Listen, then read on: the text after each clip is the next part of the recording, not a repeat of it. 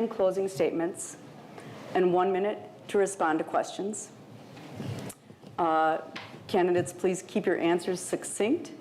It isn't necessary to use the entire minute for your answer, but finish your sentence when your time is up.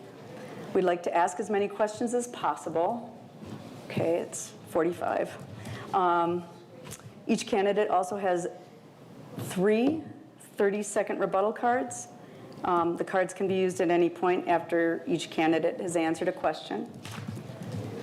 Only 1 rebuttal card may be used per question.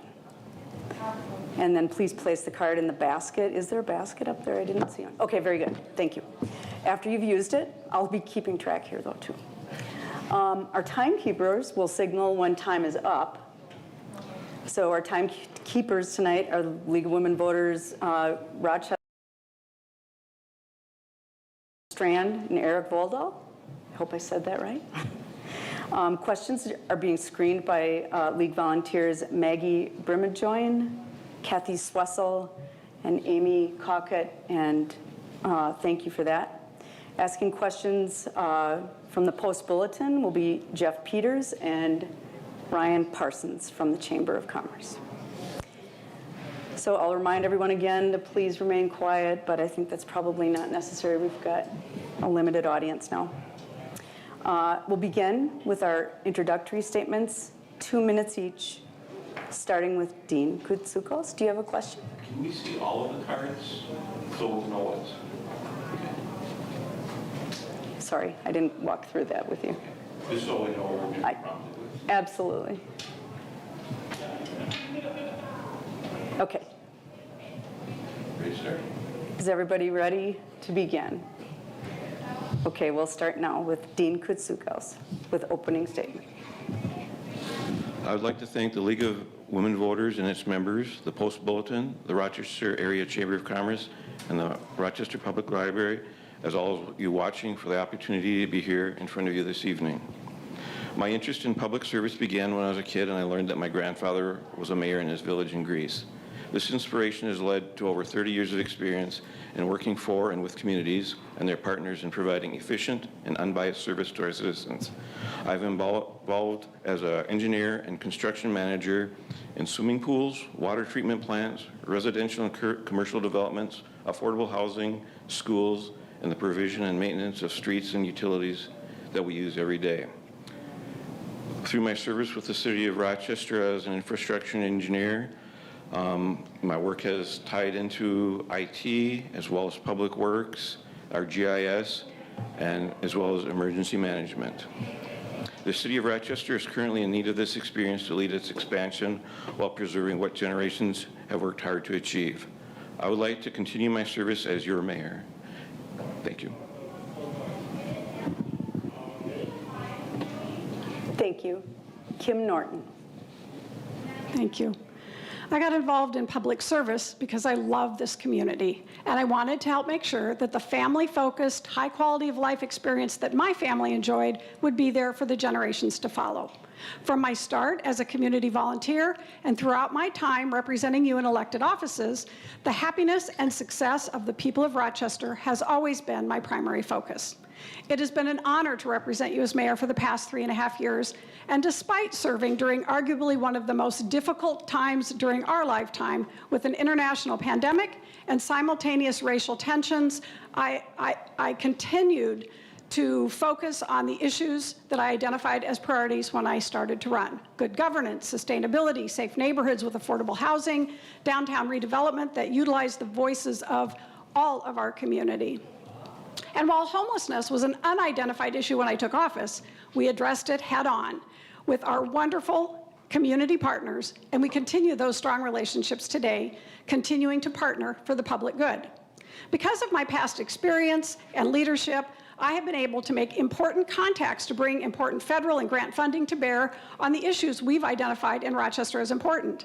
Because of my past leadership experience and relationships, I was able to make tough decisions during the pandemic in order to safeguard the public's health and buffer our economy and businesses from the worst of the unprecedented impacts by using science and data to enact the needed emergency orders and masking requirements in our city, America's city for health. I am proud of what I've done, and I'm proud but not surprised by the community's overall willingness to protect our friends, our medically vulnerable patients and visitors, and our businesses by overwhelmingly following the requirements we ask them to. And I sincerely thank you for this caring response. With your support, I look forward to serving Rochester for many years ahead. Thank you. Thank you. Britt Noser. Thank you, everyone who is taking the time to watch this program, and thank you to those who are putting this program on. I am a regular citizen, just like you, who became fed up with the direction and priorities of our city. I am not part of Rochester establishment, so therefore I owe no favors or have no special favoritism to any group or people. Rochester is my hometown. It is the hometown of many of my ancestors. I want the children of Rochester, including my own, to have the same opportunities that I had growing up here. I believe Rochester is on the wrong track. This realization motivated me to get engaged and to run for office. Rochester, in my opinion, is at an inflection point. If we do not set a new course soon, many of the bad changes currently occurring will be very difficult to reverse. Simply put, Rochester cannot afford another 4 years of Kim Norton. The lack of strong leadership by the previous mayor left a power vacuum that was quickly filled by Mayor Norton. Bad ideas that began to take root under Mayor Brady have blossomed under Norton. Disastrous leadership during the pandemic has only set us further behind. Many of the ideas currently in favor at City Hall are the same ideas that led once prosperous cities in our country into decline. Cities such as Los Angeles, Detroit, Minneapolis, and Baltimore all shared similar downfalls. Currently, Rochester is undergoing what I would describe as Minneapolisation. Runaway spending, partisan agendas, and rising crime are the bitter fruit of rotten ideas. But there is good news.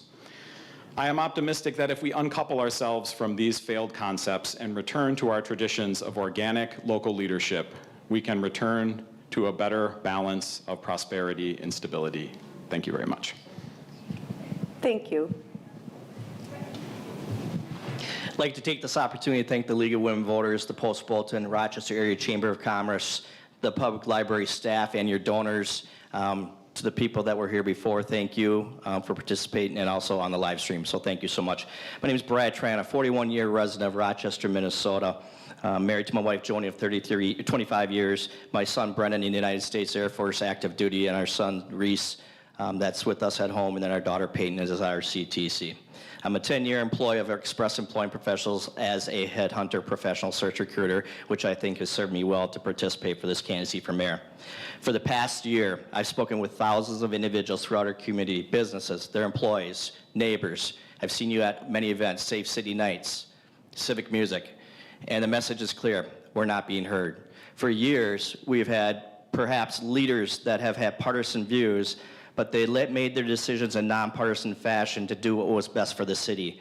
We're in the spirit of compromise. We're in the compromise to lose that spirit of compromise, to listen and hear from all sides. What you're going to get from me as your mayor is a consensus builder, a person who's building relationships, not based on what I say, it's based on what I've done. I recently spoke to an individual that said, Brad, I used to go to City Hall and feel welcomed. I no longer feel welcomed. I'm not going to be a Democrat. I'm not going to be a Republican. I'm not hard left. I'm not hard right. I'm the can-do and I'm the will-do candidate. I will listen to you. I will learn with you, and I'll lead with you. If you're looking for a positive change, consensus builder, a person that's going to bring people together, then I'm your candidate. Thank you again for hosting this forum. I look forward to the debate, and I also want to thank my other colleagues here, to the Mayor Norton, Dean, and Britt, thank you again for hosting. Appreciate it. Thank you. Okay, now we will start with Kim Norton for the next question, and we will continue alphabetically throughout for the rest of the questions, and wherever we land with closing statements. I'll remind you that we're closing. So, for the first mayoral question, given, and this is from the league, given that Rochester has a weak mayor, strong city council system, what do you see as the role of mayor? And we'll start with Kim Norton. Well, by our charter, we do indeed have a weak mayor system, but that doesn't mean the mayor cannot help influence decisions and be a part of policymaking. And in fact, when I ran for mayor the first time, that was exactly the platform I ran on, running as a strong mayor in a weak mayor system. It's about building relationships throughout the community. It's about building relationships with the city council and certainly with our wonderful administration and staff. It's about supporting the work that they do and sharing ideas and thoughts, whether you agree with them or not, in a respectful manner that helps move the city forward in a very positive direction. Thank you. Britt Noser. How I view the role as mayor in Rochester with the weak mayor system is, first of all, the duties with the police are not weak. So as chief magistrate, I would take that duty very seriously. But the role as I see it is a watchdog role. In the past, it's been a glad-hander role, and I think that has served some mayors very well. But I think times have changed.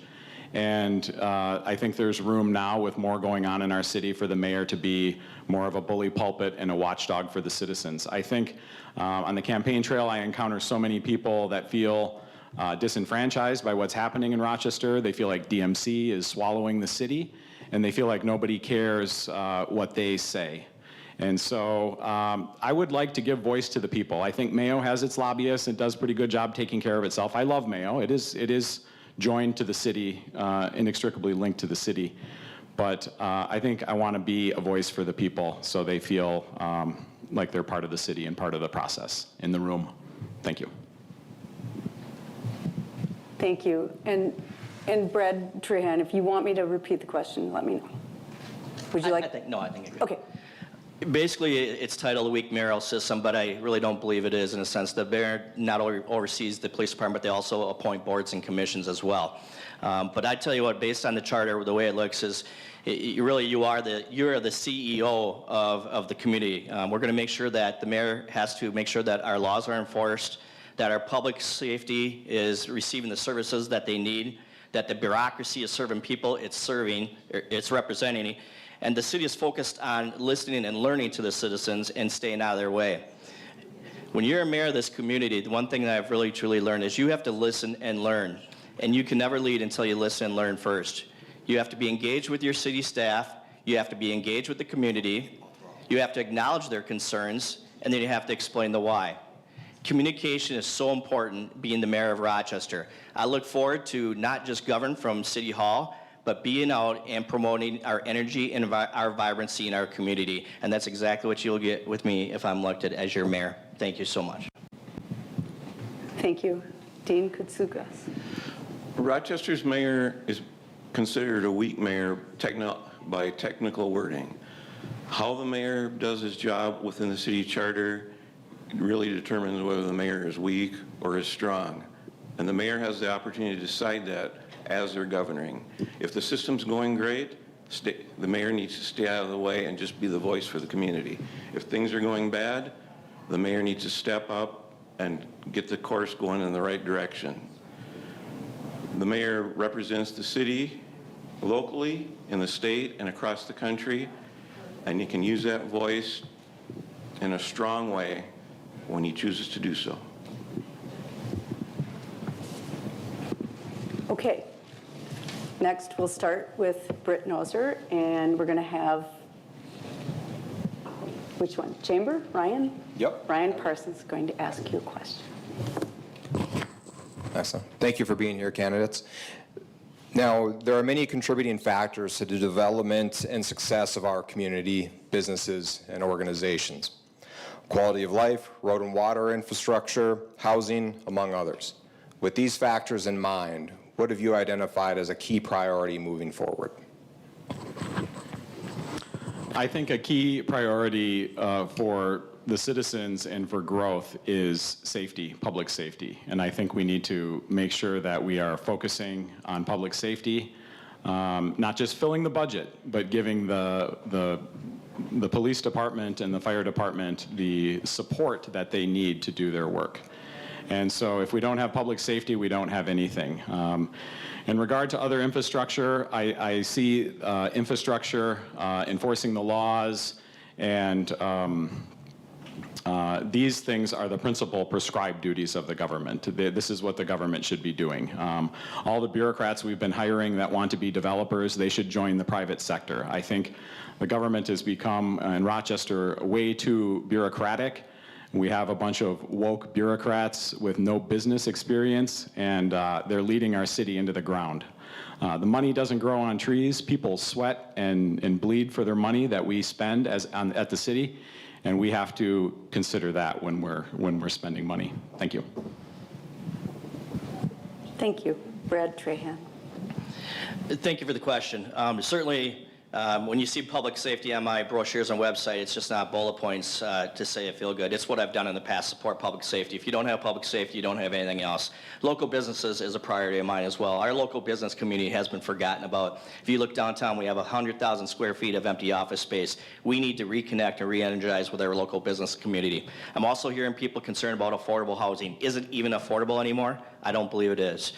We look at rising property taxes. People are concerned that are on fixed incomes, what's the property taxes going to do to their homes? Are they going to force them out of their homes? And finally, fiscal responsibility. I think all of us are expected to live within our means under our roof. I also think that the city should also have that fiscal responsibility as well. Are we spending our money wisely? Are we being efficient in the areas that we need to be efficient in? And so those are my areas as far as public safety, local business, fiscal responsibility, and affordable housing. Thank you. Dean Koutsoukas. Can you repeat the question, please? Yes, happy to. There are many contributing factors to the development and the success of our community, businesses, and organizations. Quality of life, road and water infrastructure, housing, among others. With these factors in mind, what have you identified as a key priority for Rochester? My key priorities would be providing water, sewer, streets, electricity to our citizens, because these are items that they cannot provide for ourselves. Without safe roads, clear roads, our police and fire can't get to our residents and our business to protect them. Second priority would be fire, because that's another need our citizens can't provide on their own. Third priority would be our police, because we do need them to keep our community safe, to prevent the bullying, prevent the murders and abuses. And we need to do this on a needs, wants, and wishes basis, so we can have the funding for our needs and cut back on the wishes and the wants when our funding isn't available. Thank you. Kim Norton. Exactly what I ran on 4 years ago. Those priorities have not changed. And I listed them in my opening remarks, and I'll say them again. Good governance, that has to do with good financial care as well. We have a AAA bond-rated city, one of the few in the country, and I'm quite proud of that. We've maintained it even throughout the pandemic. Sustainability and resiliency, safe neighborhoods, which includes having a wonderful police department with affordable housing for all, and downtown redevelopment that utilizes the voices of every member in this community. We have worked very hard to bring community voices to play despite a pandemic when most of us were in our homes and away from our workplaces. We used co-design. We involved the community in all of these decisions, whether it be planning and zoning or policing or you name it, housing. We have community members at the table all the time so that the priorities that I listed are actually realized, and we will continue to work on those in the future. Thank you. Okay, we're going to take a question from, That's okay. I didn't hold it up. I didn't, I apologize. Okay, is there any rebuttal? I actually should be asking for each question if there is any rebuttal, so I apologize. Carry away. Okay, I just want to mention that bond rating. That bond rating has been long-standing, far predating Mayor Norton. And the reason we have it is because we don't spend money like drunken sailors. No insult to drunken sailors, but it doesn't just happen magically. It's because of the conservative work of previous leaders of our city who didn't waste $28 million on Discovery Walk and $28,000 on wooden benches, okay? And we need to stop blaming the pandemic. The pandemic needed good leadership, and unfortunately in Rochester, we didn't have the greatest leadership, and that's part of the reason that we're in this shape. So we need to stop using the pandemic as an excuse. Thank you.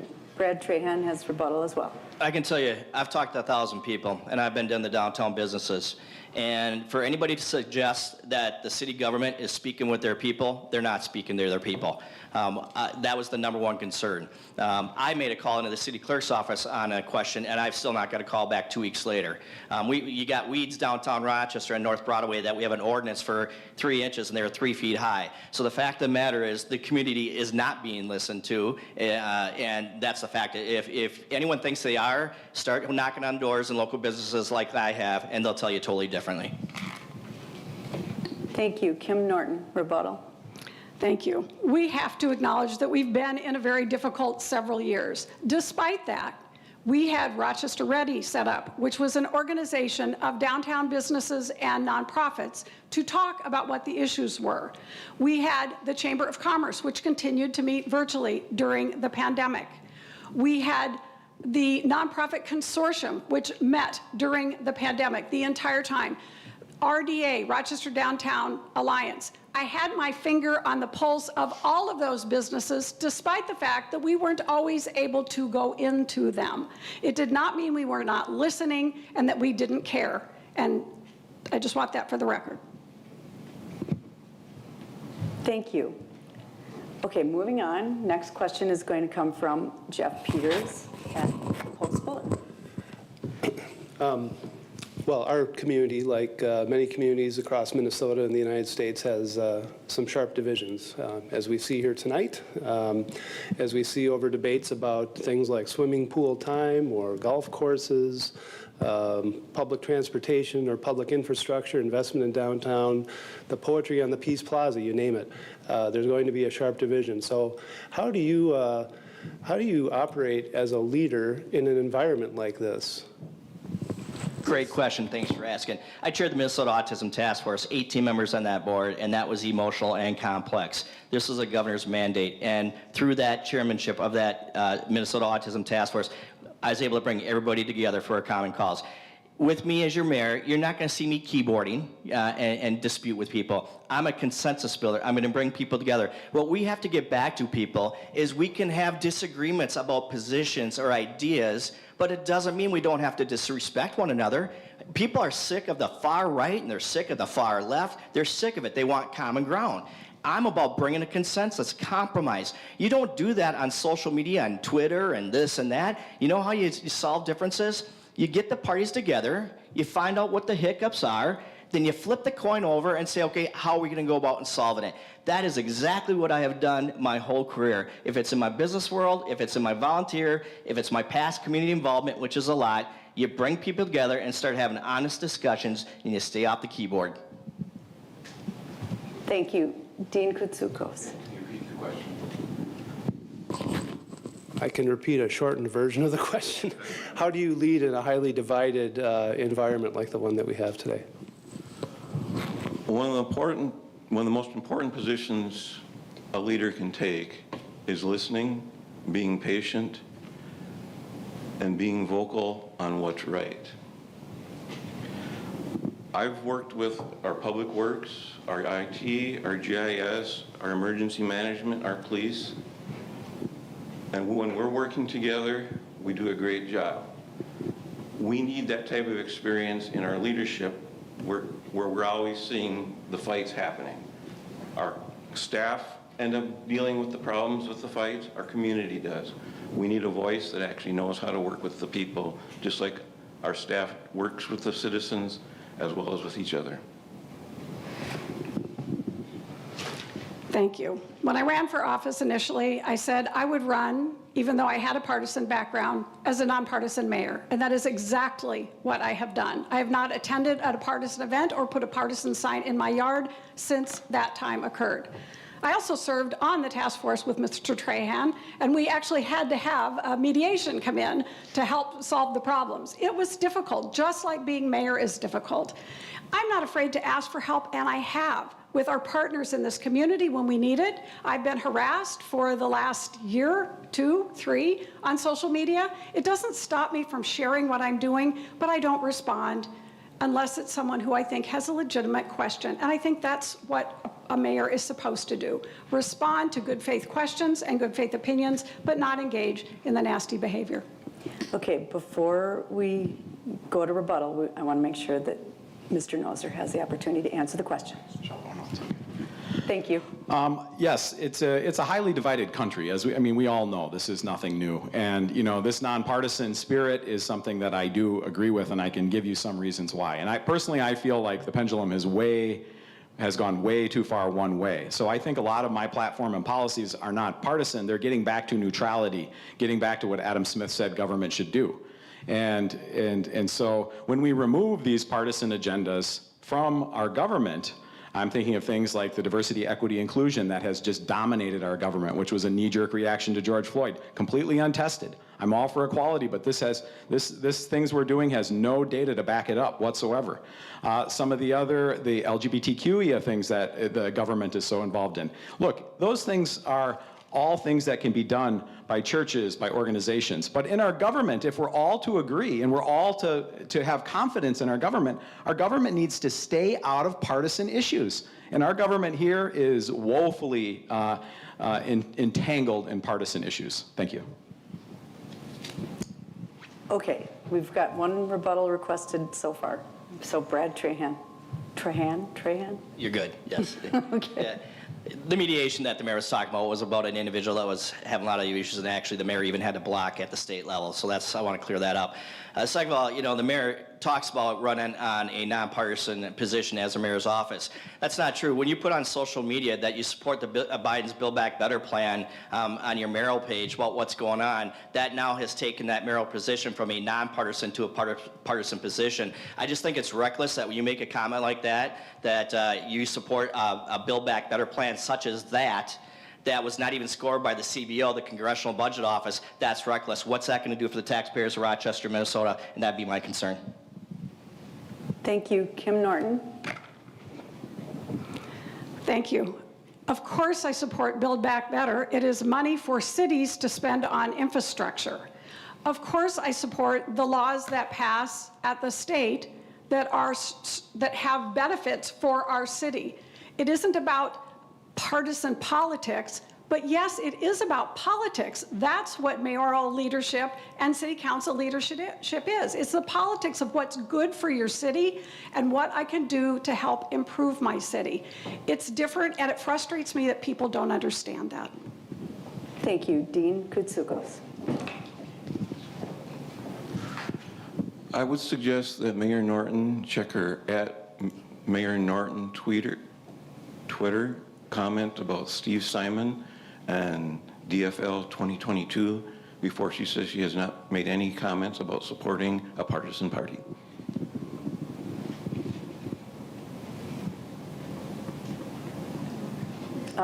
Do we have any further rebuttal? Okay. Okay, we're definitely in the we're not in the no spin zone here, based on what Mayor Norton said. She ran as a moderate and she's governed as a far left globalist. So, but what she's saying is, I want Build Back Better because it gives money to cities. This is a fundamental difference between a governing philosophy. This idea that the government is the solution to everything. I mean, the government does almost nothing well. And so this idea, this mentality is definitely not something that I subscribe to. Some things for infrastructure, yes, but Build Back Better, it contains far more than just roads and bridges. Thank you. Thank you. Okay. I'm going to take another question from the league's list, and we'll start with, we're back to Dean Koutsoukas. How would you recruit the broadest representation of people to serve on city boards and commissions? That's a good question. That's a good question. When I came to town, I joined the Fuel, which was the upcoming emerging leaders, and I met a lot of people my age, male, female, of every race. These are the bright people. I remember a lot of their names. I can check with the chamber on who some of those were. We need these upcoming people on our boards making decisions within Rochester, so we don't need people from Minneapolis or New York or Baltimore directing the course of Rochester. Thank you. Kim Norton. I'm quite proud of the work that I've done as mayor on our board and commission appointments. We now have a representative sample of this community on our boards and commissions. I collected data because I wanted to make sure that I was doing what I set out to do, was to make sure that boards and commissions all represented our community. So not only have I done that, and some of it has been outreach to organizations in town, really talking to people in the community, getting the word out through organizations to people so that they can apply. We've also done a fantastic job, and this is a slight twist, on our recruiting for our police department. We've had over 40% women and people of color that have been hired on the police department because we've actively tried to do that. And 10 new officers set foot this week. 6 out of 10 are women of people of color. And we are now down only 3 police officers. It's been hard work. Recruitment is hard on all of these levels because not everyone has the time to serve. So we also have to change how we do business so people can. Okay, I think that I'm not comfortable with this obsession over having micromanaged little groups of this and little groups of that. I think we're all human beings created by God, and that there shouldn't be a focus on all these, you must check this box and check that box. I think this is performative. It's a photo op type situation where these things are just staged to say, look what I did. I am good. I put this person on this board. And I would get rid of Linnea Archer, who thinks the flag is offensive. I'm going to say that, too. I mean, look at our DMC board if you're so concerned about having diversity. We have R.T. Ryback, former mayor of Minneapolis, Doug Baker, head of Echo Labs, James Campbell, CEO of Wells Fargo, Pam Wheelock from the McKnight Foundation, a globalist foundation, and then we have Kim Brook and Mark representing locally, and Paul Williams, deputy mayor of St. Paul. So there's your shadow government. There's who gives the marching orders appointed by the government. So Rochester needs to seek and get some of its sovereignty back. I think that's really important. Thank you. Thank you. Brad Trahan. Thank you. I just want to touch a little bit on that 40% that the Rochester Police Department between women and minorities. I would really want to give credit to Chief Franklin and his staff for leading that effort. They did a good job on that. And by the way, that 40% is more than any other department in the city of Rochester. So kudos to Rochester PD. I've been in this town for 41 years. I've been networking with my professional relationships, personal relationships, finding people that are out there. You know who we're kind of forgetting when we talk about recruitment in these parks and boards and the commissions? We're forgetting about some of our young adults out there. There's really not much to do in this town for 18 to 23-year-olds. There really isn't. But what can we do to get them engaged into our boards and commissions to get them interested in local politics? There's sometimes people just really don't know what's going on in local politics until a situation happens that affects them. So I would take my 41 years of relationships in this community and go out and seek those individuals. I've worked with people of all walks of life for the past 41 years, and especially the last 10 years being a headhunter and all my community involvement. And that's what you do. You go seek people out and you ask them, who do you know? Thank you. And Kim Norton has rebuttal. Is there anyone else that? Okay, Kim Norton. Yes, I just wanted to add, in addition to the things that we've talked about and the active recruiting that we already have done, I appreciate the comments about the police department. I have an excellent relationship with the chief and the police department, and I'm really pleased with the work that they've done. We have a quality police department. We have nothing to be embarrassed about, like some other communities that we know. Additionally, I've reached out to our youth. So I started a youth council to complement our youth commission. We're actually probably going to be combining those here this next year so that we had the voice of youth throughout this whole community. And that's just happened since I've been mayor. Thank you. For this question, we'll start with you, Kim Norton, unless there's any further rebuttal? No, okay. I'm looking through the audience questions, and so this is an audience question. How would you foster positive ongoing dialogue with Rochester's sister cities and townships and Olmsted County? It says in Olmsted County, but in Olmsted County, I believe. I mean, so this is Olmsted County, so it would be within the county, I would think. Well, I'm the Rochester of Mayor, and we do try to have good relationships with all of our surrounding communities, but the work that I do, frankly, keeps me plenty busy here at home. I do attend the League of Minnesota Cities, and in fact, the city of Rochester hosted a regional mayor's event here last November or December at the Art Center.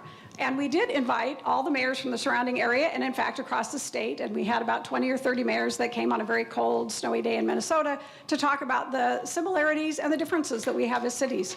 And honestly, one of the things that resonated across, in addition to affordable housing, was mental health and public safety. So whether you were in a small town or a big city, close to Rochester or further away, we all had very similar issues. It was a nice weekend.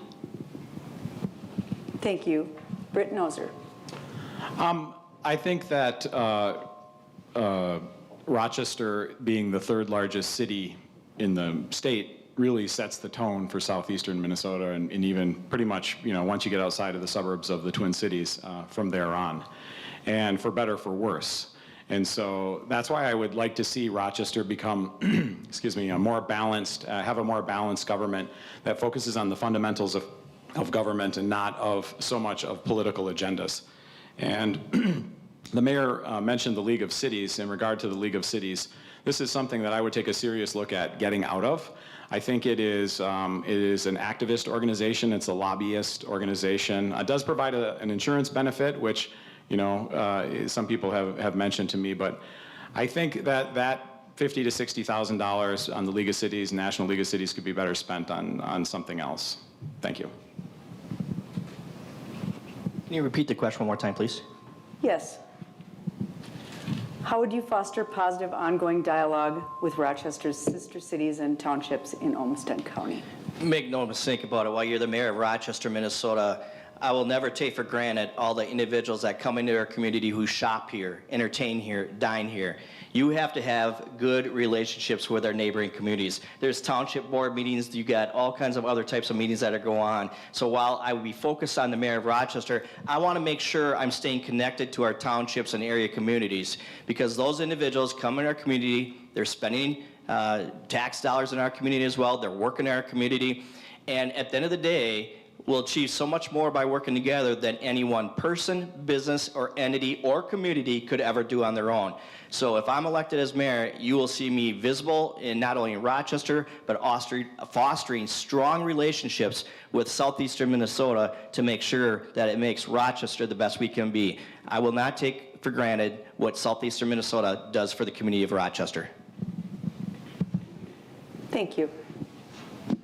The city of Rochester became one of the #1 cities by listening to its people, respecting its people, as well as its surrounding cities and counties. Rochester still needs to keep doing this. Rochester can reward both its citizens and its neighboring cities by sunsetting the sales tax and helping our low-income people, our seniors, as well as our neighbors in a great positive way. Thank you. I'm going to ask another league question, and we'll start with Britt Noser. What do you see as the pluses and minuses of the Unified Development Code, UDC, the city's zoning ordinance, currently being developed?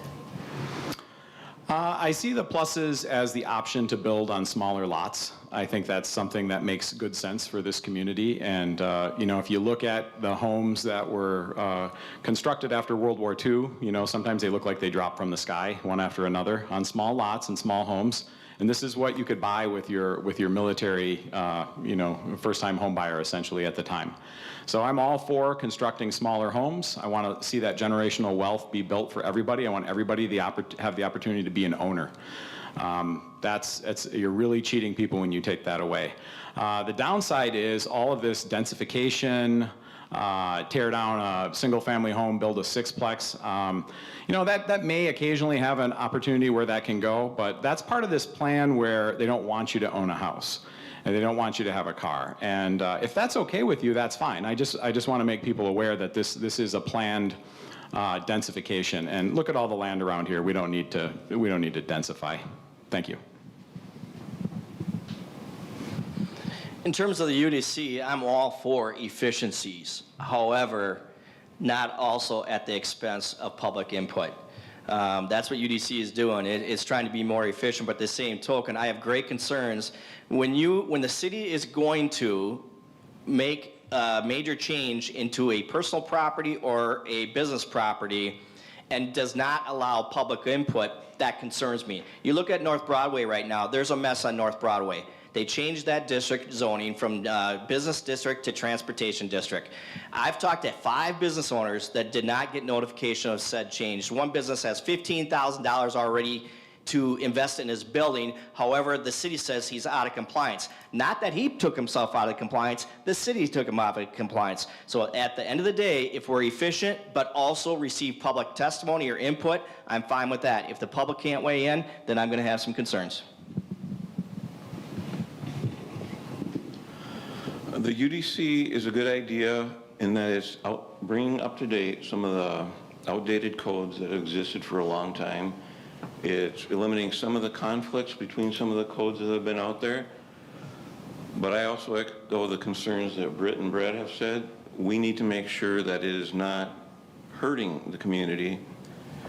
We ought to allow grandfathering for the businesses and properties that already started the process. And we just got to make sure we don't actually create inefficiencies by trying to be efficient. The UDC has been a year or more in the making. It has not yet been implemented, so the problems that were identified are identified under our current system, not the new one. The UDC has had public input sessions. It will be voted on quite soon. The idea behind it is that developers know what to expect in advance so they can build to those expectations, and it will not have so many surprises or fights at the city council meeting where one developer might step forward and ask for an exception. Some get them, some don't. It causes a lot of angst, and a lot of time is spent at the city council meeting making decisions they're not necessarily ready or qualified to make, rather than the professionals in the Planning Zoning Committee who do specialize in that area. So it is a way to streamline. I have some personal issues with some of the things in there, but the mayor doesn't get a vote, as we've talked about before. The city council will vote on this, and they've been briefed for, as I mentioned, well over a year, and I believe the decision will come soon. Thank you. Was there any rebuttal? Okay.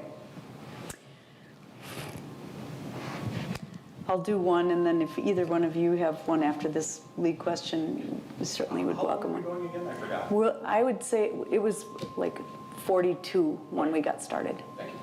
We're getting a lot in, so that's good. So we're starting with Brad Trahan. What is the mayor's role in city government to help downtown businesses recover from the ongoing impacts of the pandemic? You first go out, and right now we're in recovery mode. We should have never been that way. I've spoken to the downtown business owners, and the mayor stayed either in the city hall or at her home. She did not reach out to these downtown businesses.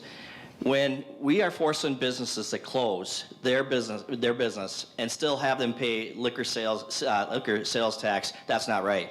When this happened, you have to get out in front of things. You bring people together, you talk about them, even if that time, if it's Zoom, you communicate with local business owners, you get their ideas, you see where the city can help them, and you try and bridge a gap to make sure that it can happen. But to sit there and run and hide and not address them, there's no excuse for no communication. You talk to them, you listen to them, get their ideas. There's great ideas in the private and public sector only if you seek them out. But if you don't seek them out, you're not going to hear them. Right now, this mayor, and if I'm elected, local business, especially downtown, will be a focal point of mine because they are hurting. Thank you. Dean Koutsoukas. COVID didn't create the problem. It exposed it and made it worse. The oversaturation of construction by DMC has increased our construction costs, increased our taxes, increased the burden on our businesses. And we're seeing all these businesses close because of that. I've proposed that we switch our budget to a needs, wants, and wishes type budget, so when things get tough, we can stop the wishes, stop the wants, and just focus on our needs, so our businesses and our residents can focus on their needs and keeping their families together. Thank you.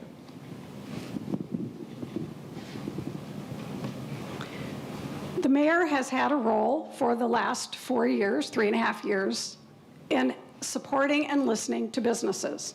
It has not been done during the pandemic as a door-to-door, but it has been done with the meetings I described earlier. There are a number of them that are with and for businesses, and I attended almost all of them. Additionally, I have begun having talks with the staff about having a small business office in the city government. We have also, I sought to be planning ahead to get the workforce that we need through recovery and beyond by winning almost $2 million worth of grants and federal funding in order to train and provide the workforce that we need for this community coming out of recovery and from the years ahead. I'm very proud of that. And I also want to mention we did provide relief in parking and liquor tax for our businesses and their employees downtown during the pandemic. And I also did talk with some folks in person, but yes, it was less during the pandemic. Thank you. Could you repeat the question? Certainly.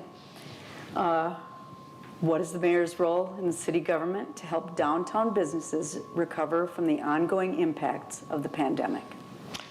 Yes, I think I would say that I would also mention that I would never govern from the bunker, the Rochester bunker, or whatever we have. I don't know if we have a bunker, but basements. I think the mayor should be showing face, especially during something like the pandemic, to keep up morale, to ask people, as Brad was saying, what do they need? I think this is a key role of being a leader. You have to lead from the front lines, especially in trying times. And so in terms of the role of the government, what they can do, I'm a small government guy, but I would definitely agree with asking them what do they need, what would help. And taxes are a huge problem. The gold rush created by the DMC, this $5.6 billion public-private partnership, has hurt people more than helped, especially small businesses. It's almost as if DMC's goal is to erase all small businesses. As a mom and pop landlord, I have felt that pressure big time. Thank you. Thank you. Okay. I've completely lost track of where I started. Was there any rebuttal, first of all? Okay. So we'll start this next question with, that was my thought, but it's Dean. Okay. So we're going to go to the chamber, and Ryan's going to ask a question. Yes, thank you. So we've had an opportunity to talk a lot about many immediate concerns, short-term concerns. There's no doubt about that. If we take a more long-term look, what have you identified as a priority when we look ahead maybe 4 or 5 years for the Rochester area? I think we've got so much going on right now that we've got to scale back what we're doing. Our taxes are 90% higher than the rest of Minnesota, 65% higher than the rest of the country. We've got to start doing things where we aren't putting all these wishes out. We've got to focus on what we're going to do for our roads, our sewers, work on attacking crime before it becomes a major problem, before it becomes a lifestyle. Those are the things if we tackle now, they're going to help our future 5 years, 10 years down the road. So Ryan, was this specific to business? Could you read it again? Yes. I'm sorry. When we look ahead 4 to 5 years, more of a long-term vision, what have you identified as a priority for the Rochester area, both in terms of community, businesses? Okay, one of the main focuses that we've had recently is working on development after the recovery, which I hope is short-term, and recovery will be done with that and move on to long-term. But looking at affordable housing, linked to the business development we've talked about. And there is development beyond the changes you're going to see in park and recreation, because we have a lot of changes that will be coming through our park system, but also things like the bridge over 6th Street. Also things like bus rapid transit, ways to get people to work, ways to get people housed. Yes, we are building a transit-oriented roadway because we know as Rochester grows, there won't be room for people to put all the cars. So we have to find additional modes of transportation, whether it be buses or the light rail, or not light rail, I'm sorry, I'd love light rail, bus rapid transit, and pedestrian walkways. Lots of creative things happening in that arena, but I think it really is looking down the road at the big picture about what do we need to do for the whole community and keep a high quality of life. Thank you. Britt Noser. Yes, I think that the next few years are going to be very rough, so I think it's pretty hard to predict what's going to happen. I can tell you, I definitely am not in favor of that transportation district. I would do anything I could to undo it. Anything done by humans can be undone by humans. Public transportation, I mean, are we going to look for the Pony Express next? Or, I mean, public transportation has been in serious decline since World War II. This is not something, I mean, half the public transportation in this country is in New York City. These public transit projects, light rail, have zero record of success. They cost a fortune. They end up having ongoing new tax liabilities. This is just a fool. Look only to the Twin Cities and their ridiculous light rail. Nobody rides it. I was in the Twin Cities. I saw trains go by, 1 or 2 people on them. This is a plan that you don't have a car and you don't have a house. So if that's what you want, you know the choice to choose. Thank you. Thanks for your question. Yeah, 5 to 10 years. Let's think about the 10-year mark as well. First of all, in 2023, the tax levy that's being recommended is going from 85 million to about 92 million. That's 68% made up of police, fire, municipal recreation, library, and public works. We have serious concerns. We have serious outlooks to look for this budget. I just learned that we're going to need 2 fire stations in the next 10 years. What are we doing now to prepare for the next 10 years for 2 fire stations? They're at 1.5% of the ISO 3 right now, where you may be going, if you live by a fire station, you may get a tax break, but your property taxes are going up. But as more as we're annexing out of our community, Chief Kurska will tell you, we need 2 new fire stations in the next 10 years. For the community's sake, we keep the Soldiers Field Golf Course at 18 holes and keep the rest of the golf courses as is for good recreation. And we communicate with, at the end of the day, what we do is we have to work ahead of these problems. We're always working from behind for some reason. We always put the cart in front of the horse. We have to engage our business community. We have to look into the future. Public safety is important. And I want to know, what's this community doing right now in terms of fire stations, and we're going to need 2 in 10 years. Are we getting that property now, or are we going to have to wait down the road where it's going to cost a whole lot more? Thank you. Any rebuttal? I'm sorry. Yes, please, Britt Noser. So I want to talk about the budget, and a very wise person with a lot of experience in government told me this, that why does the Rochester city budget grow exponentially faster than your budget at home does? Ask yourself. That's a good gauge to see how the budget, can we afford it, in other words. And as a small business owner, you're always concerned about how you spend your money. You don't get to say, this is what we need. I was at the budget meeting, at the city council meeting, and I saw Allison Zelm say, well, there's no way that we could do with less. And I don't agree with that. We can cut. We have to. Tough times are coming in the economy. Thank you. Thank you. I'm going to ask an audience question. We'll start with Kim Norton.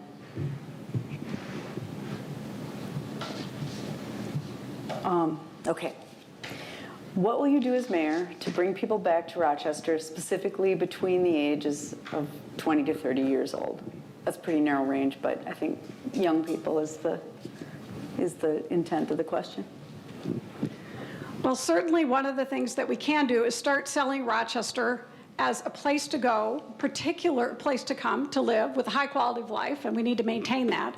But because people are working remotely now, we can start selling Rochester not just for its great quality of life and its wonderful health care and its highly educated population and all the other things, but we can sell it as a place to live because you can work remotely. And so why not live in a wonderful community while you do that? I've heard some concerns and complaints raised about the larger cities. We never want to be those cities. We want to be uniquely Rochester, wonderfully Rochester. And this community pulls together to maintain that high quality of life. We have high expectations, but with the right leadership, we can provide the kind of environment for young and old alike.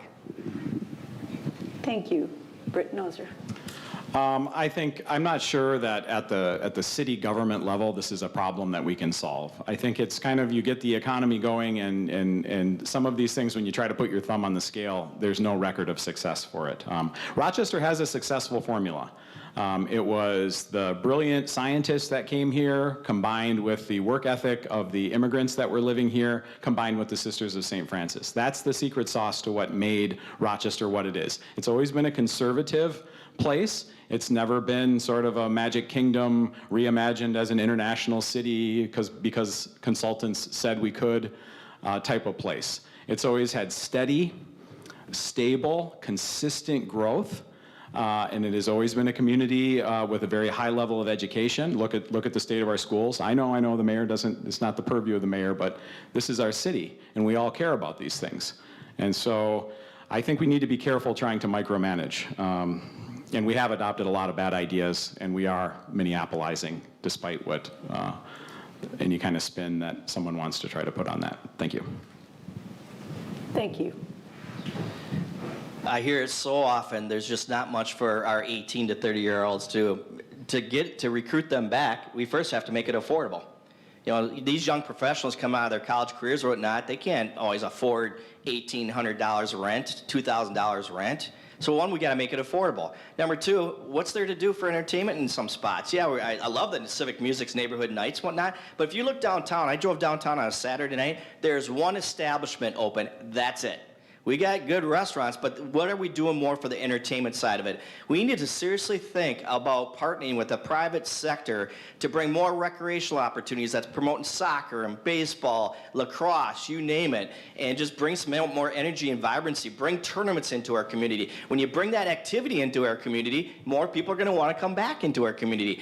They always say, let's bring back our own. When our individuals, young adults go off to college or in the military, we want to bring them back because that's our best referral process, is bring our loved ones back home. Well, you know what? That's what we have to do. And right now, we're not doing it. We're giving them every reason not to come back home. Thank you. We need to get back to the principles that got us to the #1 city. We are the #1 city because people enjoyed being here. They enjoyed working here. We're now taxing them away. We're now sending out the message that a certain skin color, a certain gender are going to be our priorities. We need to cut that message and say we are going to provide opportunities to everyone. And we're going to lower our taxes so they can enjoy and afford to be here. Thank you. Any rebuttal? Okay. I think we're going to go to closing statements. So we'll start with you, Britt Noser. Are we good to go? Yeah, I'm ready. 2 minutes. Always ready. And we'll go in order then afterward. And we do have closing rebuttal cards for all of you. I know a couple of you, maybe one or two of you. 30 seconds, is that correct? Yes, that's correct. So we'll start with Britt Noser. All right. Well, thank you all for coming tonight, and thank you anyone who's watching this as a recording. I think it's very important to pay attention to these types of things. We've now had 2 debates. We've had lots of articles in the paper, other media. We've had the social media feed of the candidates. So we have a clearer picture now of what the different candidates are. And if you're looking for a candidate who is not part of the establishment, not part of the status quo, not been in government my whole life, just an average citizen, then I think this is the candidate that I represent. My campaign has been completely grassroots. None of the establishment has come alongside us, and that's okay. I'm actually proud of that. We're not going to owe anybody anything. I don't need any favors from anyone. Our campaign has been really by the people. Our business card campaign, we've given out thousands and thousands of business cards, all grassroots, like friend of a friend, people's personal networks. and we have hundreds of signs, and people spreading the word, and people are very excited. There's a lot of energy out there. I think there's a big wave coming, and people really want to take back control of their community. They feel disenfranchised. They feel like their leaders are flying off to Germany and flying off to the East Coast. And, like Coach Bill Parcells said, you are what your record says you are. And Mayor Norton's record shows that she puts other special interest priorities ahead of the people of Rochester. I will put the people of Rochester first. I will always be available. That will be the main thing that I do. I won't be coming up with new initiatives. I will be coming up with ways to get the people's voice into City Hall. Thank you very much. Thank you. It's quite ironic because I've been alleged to be part of this, whatever this establishment is, not sure, but if it's going to St. Paul and changing the lives for individuals with autism and other legislative matters to make it easier on those individuals and those families, I'll take that establishment. Recently, I've been endorsed by two very respected people in our community, former mayor of 16 years, Ardell Brady, and business entrepreneur Joe Powers. They've seen me lead at the local, state, and national level, and they do feel that I'm the best candidate to lead this community moving forward. Recently, former Olmsted County Sheriff Steve Borkart in law enforcement has endorsed me. He's seen me lead this community and at the state and the national level. He too believes what we all believe, that I am the best candidate to move forward. I'm not empty words and promises. I'm action and I'm commitment. I'll be visible in this community, networking with everybody, listening and learning and leading from you. We have an incredible community with incredible people. It's now time we unleash this energy and vibrancy to be the community we all desire it to be. A can-do and positivity are the building blocks to help us unite stronger and together. Again, I reiterate, I'm not going to be a Democrat, or I'm not going to be a Republican. I'm not going to be extreme left. I'm not going to be extreme right. Everybody is sick of those types of politics. We can agree to disagree. It's time to build consensus. We've lost the word of compromise in all of politics, and it's time we bring that compromise back to this community. I will listen to you, I will learn from you, and I will lead with you. I respectfully ask for your vote on August 9th for positive change. And I do want to thank the League of Women Voters, the Rochester Post-Bulletin, the Rochester Area Chamber of Commerce, the library staff, the library donors, and everyone who's participating on live stream and in the audience tonight. I greatly appreciate you guys hosting this forum so we can speak to you, the citizens of Rochester, who ultimately are our boss. Thank you. Dean Koutsoukos. I've served the city and the state of North Dakota and the city of Mankato for 30 years. I've seen how the city of Grand Forks overcame the flood. We rebuilt affordable housing, we rebuilt schools, and we had a mayor that brought a positive attitude and confidence to our people. We worked together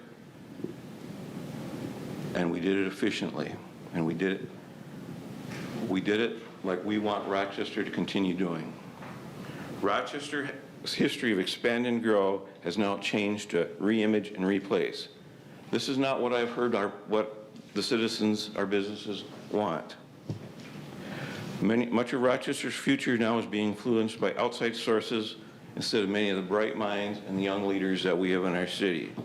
As many may remember, Sears was once the #1 retailer in the country, until outsiders told Sears it needed to reimage to compete with a smaller and fast-growing Walmart. Sears tried to compete from its #1 spot by changing and reimaging what it did. It is now bankrupt. Rochester can't afford to make the same mistake. How do we avoid that mistake? By putting in a person who, with real experience and dedication to public service, into the mayor's office. Someone who understands logic, efficiency, advanced planning, and working well with others. Someone who understands that the current process is driving up costs of construction, employment, and taxes, which are forcing our grocers, our daycares, our drugstores, and contractors to increase the prices, our retirees, as well as our disabled, as well as our regular families, so those businesses can stay in business. I am that person with the experience and understanding to be your mayor, and will do the right things in restoring Rochester's opportunities, priorities, and affordability. Thank you. Thank you. Kim Norton. Thank you. As the one who's been serving during the last 4 years, I know I make an easy target, and there's a lot of language being thrown around here that I would just say is simply not true and misrepresents me, which is a little concerning. But I just want to say, as I started, I ran for office because I love this community. I served in the legislature, I served on school board. My life has been dedicated to public service because I love the community and I want to do everything I can to respond to the community and make this a wonderful city with a high quality of life. It is so frustrating to hear all the negativism that's shown on my page and that we hear tonight about our wonderful city, a city that people come to for healthcare and jobs and happiness. And yet people talk negatively about it as if we don't have the high quality of life that in fact we do. We're a highly educated community with a high quality of life. Let's recognize that and value it and talk positively. I couldn't be more proud of the way this community responded to the pandemic. And I said that earlier, and I want to thank you. I want to thank you for caring about your neighbors, for caring about your community, for doing what you had to do, although it was a little uncomfortable at a time in order to save lives. I am deeply grateful for your support during that difficult time. I have experience. That is what you need in a time of crisis. But it's also something that you need to bring forward the transformational changes that need to happen and that are indeed happening in this community. We are a growing community, we are going to change, and we need to do it with positivity and with resources. No one from outside global or outside the city is running the city, but yes, I am finding resources and funding and education for our staff and for me so that we can do a better job making decisions with the people in this community so that it's a community they love for many, many years to come. Thank you so much to the League and everyone else that was mentioned, Post Bulletin, Chamber of Commerce, the library, and everyone else for listening. I'm very sorry for the rough start, but I hope we finished on a positive note, and I thank you. Thank you. Do we have rebuttal? We have no rebuttal. Then I'll do my spiel. Thank you for being part of this candidate forum tonight. We'd especially like to thank our candidates for being part of the democratic process by running for office and for being willing to serve our community and for participating tonight. It takes courage to be present and willing to address the needs and concerns of your constituents, and we appreciate your willingness to participate. So I'm going to say this because this will be rebroadcast. There's never enough time to cover all the issues. If you feel that your question was not addressed or answered, we encourage you to contact the candidates directly. Primary election day is August 9th. I believe early voting has started here. Is that right? Okay. Early voting has started. If you have questions about registering to vote, you can certainly contact a League member. I'm just going to offer it up because I know they can help you. And thank you. That's it.